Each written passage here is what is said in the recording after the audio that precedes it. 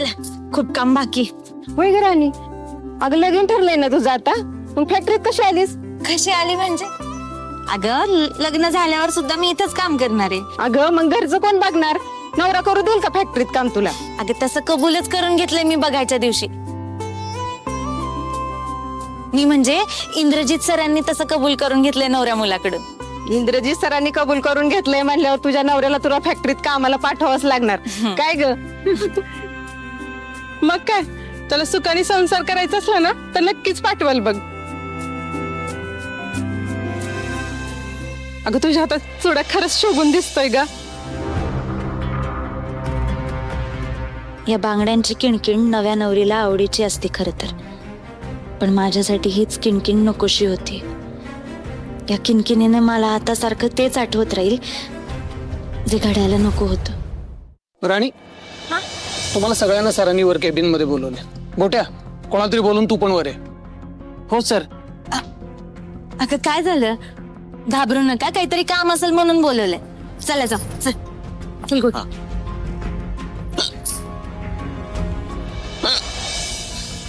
कवळी जात आहे, सरांनी बोलवले. चल लवकर चल.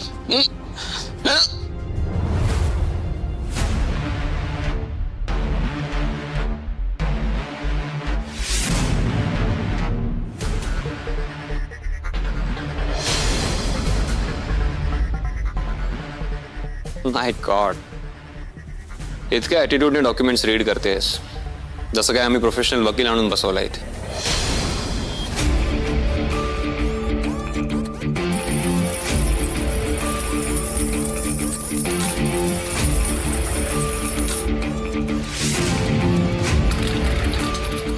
एक्सक्यूज मी, तो आवाज बंद करशील का?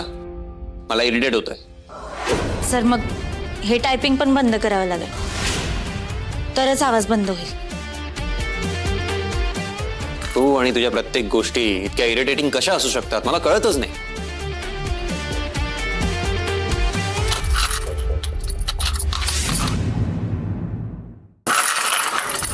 बस.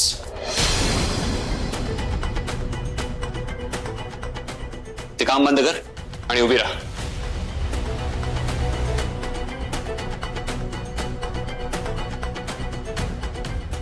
हात पुढे कर. का? काय छडीनं मारणार आहात आता? तो इच्छा असली तरी मी ते करू नाही शकत. हात पुढे कर.